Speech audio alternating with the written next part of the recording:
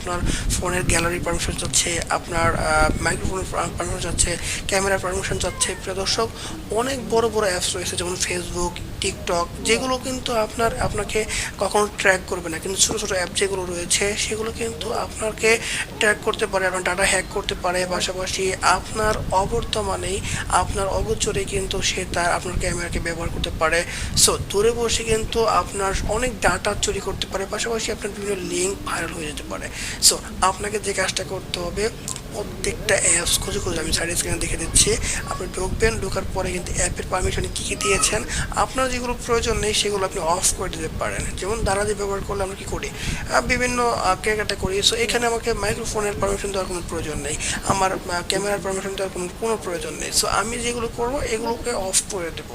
শুধু দারাজের ক্ষেত্রে না, অন্যান্য অনেক অ্যাপ রয়েছে যে সকল অ্যাপগুলো কিন্তু ডাটা চুরি করে। আরে এর কিন্তু অনেক সুনির্দিষ্ট প্রমাণও রয়েছে, যার কারণে যে কাজটা করতে